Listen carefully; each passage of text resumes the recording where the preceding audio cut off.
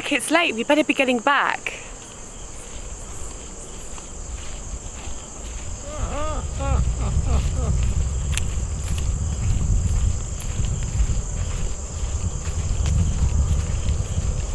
Quick, hurry.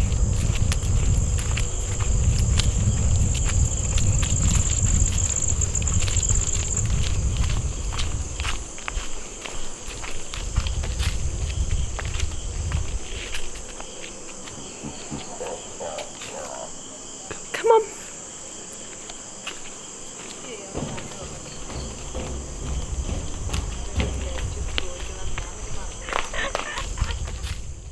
Boo, PY. Welcome to today's assembly. Today's assembly is all about mystery and suspense.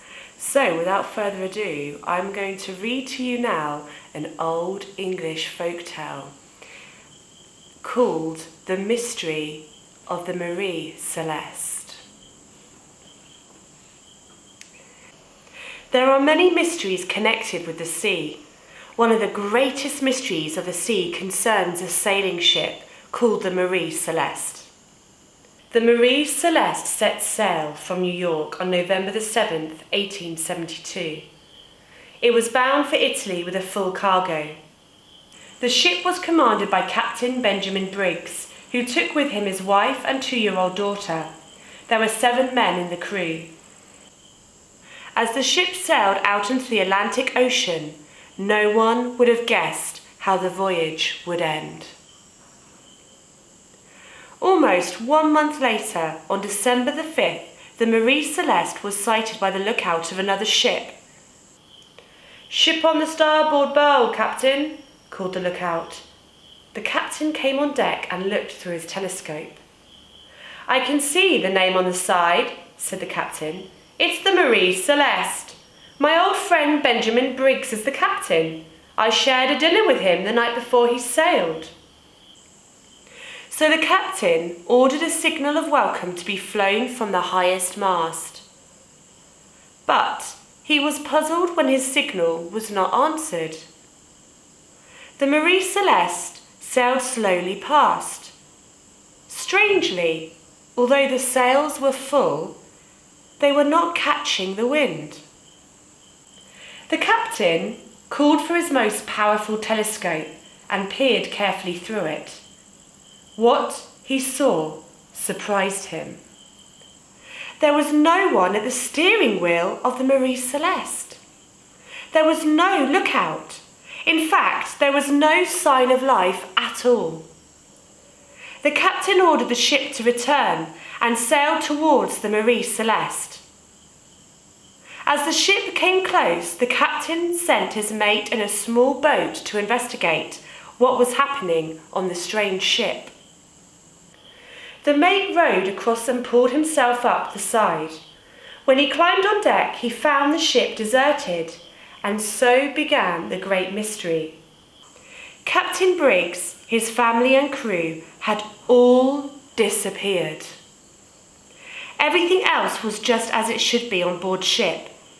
There was food still left on the captain's table. By the men's beds there were personal belongings, including their pipes and their money. The beds were still neatly made. The only thing missing was a small boat, and the only strange thing to be found on deck was a sword covered in brown stains. The Marie Celeste was like a ghost ship. What could have happened? Many theories were suggested to account for the strange empty ship. Perhaps they were all washed overboard, but there were no sign of bad weather or rough seas. Perhaps they sailed off in the small boat, but why should they do that, leaving their clothes and money behind? Perhaps they'd been murdered by pirates, but there was no sign of any fight. The brown marks on the sword were checked. They were not blood, only rust. None of those who sailed on the Marie Celeste were ever seen again, and no clues were found to explain the mystery. Whatever the truth was, It remains one of the secrets of the sea. What might have happened to the captain and crew of the Marie Celeste? The story says it is one of the secrets of the sea. What does that mean? What secrets could there be? Has anything mysterious happened in your life?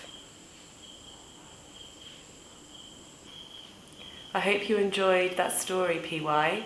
I wonder, can you solve the mystery of the Marie Celeste? I'll be looking forward to reading your responses. But the mystery and suspense does not stop here, PY. You are lucky because today we have a selection of stories, suspense stories, written by our talented Grade 5 students. Without any further ado, over to Grade 5. Hi there, today I'm going to be reading an extract of a suspense story that I wrote. The story is called The Suspense Surprise. Hope you like it. Throughout her entire car ride, she felt something was off. No one was picking up her calls. The entire neighborhood was quiet. Usually she would see one of her friends driving to work with her. But today, no one. Although there was this one car. A Jeep, actually. A rather large one. She couldn't see anybody inside, for the windows were tinted. The Jeep was coming in the opposite direction. Her office. Yeah, my story. I hope you liked it. The curling wind surrounded me as the windows shattered. A copper cylinder with a point swarmed at 100 miles per hour and landed flat on my desk. I opened the capsule. And inside was a small parchment that read, "The building cracks, and a man falls down. Nothing can stop me." Nobody could have figured out my address, but it looks like somebody knew who I was and wanted to mess with me. My hands tingled, and it looked like I had a rodent to catch. I hurried out and checked the streets. Deserted. There was only one way to catch him, and that was to go to the construction site. Why? You'll see. There were no guards inside. I casually walked into the elevator and pressed 4, the floor that held the vault containing all government records. Ding! The door slid open. I stepped out of the elevator and walked towards the vault door. I disabled the lock on the door. I stretched my arms out and placed them on the handle. I started to turn the door slowly when I heard a shrieking voice behind me shout. I swirled around. I acted like a regular officer. "Hello, what do you want, ma'am?" "Oh, nothing," the lady mumbled. I woke up with a gasp. I was frozen stiff. I couldn't move at all. My eyes widened in horror as I saw what was lying in front of me. Bloody, lifeless, that girl. The school bell rang and people started to rush in from all sides. My eyes were still fixed on that girl. I was unable to move, my eyes still wide with shock. I didn't even blink once. Jess walked over to me. "What's wrong, Har?" She followed my gaze. She screamed. I didn't even flinch, or move, or blink. Kids rushed over to us. The girls started screaming and crying. The boys tried to calm them down. Jess started to cry. I blinked. I looked at her and took a deep breath. I felt dizzy. I couldn't see straight. I wobbled on my knees and nearly fell. Jess grabbed me. I looked at her crying face as she tried to smile so I won't be sad too, but I knew she couldn't. I saw her look down at my arms. Her expression turned horrified. She stepped back. "Haruki, you don't have anything to do with this, right?" she said between tears. She stepped a few more steps back until she bumped against the wall of the school. I looked down at my sleeves. I gasped as I saw blood smeared all over them. I looked at my shaking hands with fear and looked at Jess. I don't think so, I stammered. She looked frightened and confused. Okay, she said with a quiver in her soft voice. She turned and ran to the nearest teacher and told her about the girl. I stared at my blood-stained hands and felt tears welling in my eyes. Along with Jimmy, he almost reached North Carolina. A villager was standing tired. They offered him a ride and he accepted it gracefully. Immediately, King was tickled at the back and punched the person behind him. To his horror, he saw the man was holding a gun and was trampled on the wheel. Second time he was reaching the underworld. They had finally reached when he saw a lot of dead people. It was Joe. He ushered the horse to go faster. They had reached Joe, Nestle, Switzerland. Now Joe was only around the corner. It was a life or death situation. The building was bigger than 5 flawless skyscrapers. Smoke puffed like cotton candy. Menacing yet majestic, the building was his fate and destiny. It is inevitable now. As he was going to the large urban rectangle, all he could see was Joe. He was pale with glasses. He had skinny jeans and a leather jacket. Well, well, well, exclaimed Joe. I'm not going to shoot you, but you will die. I drugged your milk before anything else. You will die in a minute. You will only say one sentence. Kingston was nostalgic. He was going to die. He turned to Jimmy and said, Avenge me, Jimmy. The drug had finished its job. There was Kingston James, highest rank for a soldier. Died 1928, Monday, June 27. Jimmy was turned as savage as any dog can and decapitated Joe. Jimmy was alone when a young lady picked him up and called him James. That was how the Labrador pup avenged his owner's death. References: Jimmy, my actual dog. The scream. It was any other boring, quiet day at the library where nothing ever happened. It was the middle of fall, and the weather being chilly and quiet was making the bookstore more silent than a mouse. But the silence was deafening. The air tasted bittersweet. The sky was depressed, and the room had a piercing smell of cinnamon, which still lingered in your nostrils when you walked out. It was nearing a midday on a Monday, one of the most likely days for a crime, and the perfect day for one. Aviva, being the organized person she was stacking the books in color order, from the darkest shaded ones to the lightest. But there was something off about her, something not quite as cheery. Usually, whenever she walked into a room, the stale air cleared up, giving everyone a breath of freshness. And the room also seemed to brighten up, literally. But today, she was blending in with the rest of the crowd, being just another person. Today, her brilliant, dazzling green eyes were more of a distant ashen and gray. She hadn't spoken all day. She wasn't depressed. It was something else, something she couldn't figure out herself. But now and then, she kept feeling shivers down her spine, as if the world were trying to tell her something. She was so frustrated that she couldn't figure out what was happening or what was bothering her. She couldn't control her emotions nor her actions. She threw a book at the floor. Surprisingly, it hadn't made a noise. She stared at the book, impressed. But then she slowly brought her gaze higher and higher. She fixed herself on a young man with bloodshot eyes and a fierce grin. He clenched his fists so tight that his fingertips turned yellow, and his nails made marks in his palm. The next fraction of a second, the silence in the library was not broken by Aviva's regained presence, but by her shrill, sharp scream, followed by a book falling on the floor, making a disturbingly loud noise.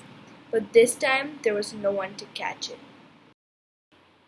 When he entered the forest, an eerie sense tickled him. However, he couldn't worry about that, for too long, or he would get stuck in the grippy ground. He needed to jump every 5 seconds to not get his feet stuck. Trees with no leaves surrounded the perimeter of the forest. A mysterious snarl echoed in the vast, gloomy forest, while demolished houses were everywhere. Trees were wobbling to the tune of the snarl, while leaves jumped to the forceful wind. Everywhere Ghost's two murderous red eyes glared down his small, minute soul. Shivers trickled down his spine while blood dripped from the top of the looming tree. He gulped. It was a ferocious journey for Bruce, but hopefully he would make it. I woke up. The room was an oven. I was sweating so much. It must have been a bad dream, I thought. I put on a light. Rubbing my eyes, I looked at the clock. It was 12:30 early in the morning. I opened my mom and dad's room. I couldn't see anything. Hiss! And two big shadows were behind my back. My heart was beating so fast, I could almost hear it.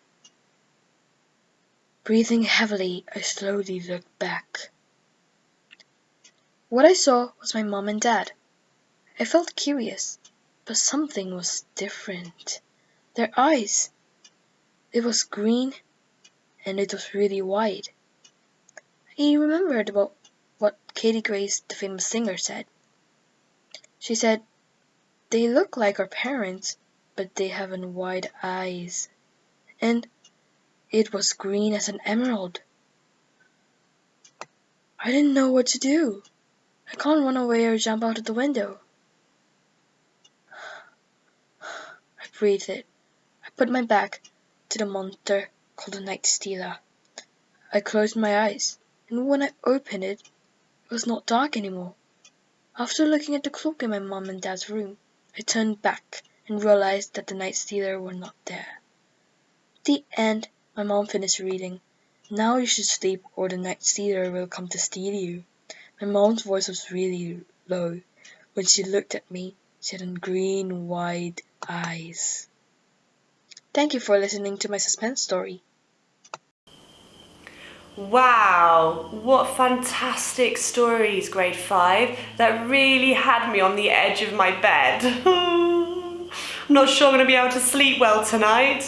Fantastic suspense techniques were used there, and I thought they were fantastic, so you can all have 2 house points from me. And I know there was so many more fantastic stories which we're not able to share, unfortunately, but over the course of the week I will be dropping in to your sessions, and maybe a few of you can read them out to me then. And now the most suspenseful part of all, Miss Alyssa and this week's house points. Hi PY. This week I have a small, tiny guest who's here to present the house points with me. This little guy is only 10 days old, and we rescued him from underneath a car near our house. Now I'm here to present the house points to you with my small puppy friend. In fourth place with 2,732 points, we have Pioneers. Well done, Pioneers. In third place with 3,113 points, we have Discoverers. Yay! Oh, he's very sleepy. In second place with 3,190 points, we have Explorers. Well done, Explorers. And in first place with 3,349 points, Voyagers. Well done, Voyagers. See you next week, PY. Bye. Unfortunately, we're almost at the end of our assembly. I hope you enjoyed this week's theme of mystery and suspense.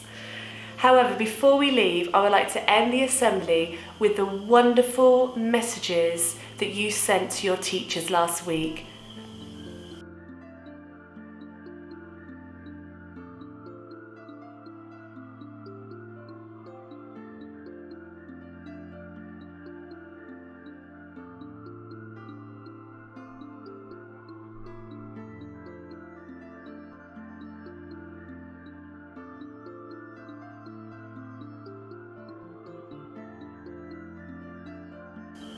I look forward to seeing you again next week. Until then, goodbye, PY. Bye, PY.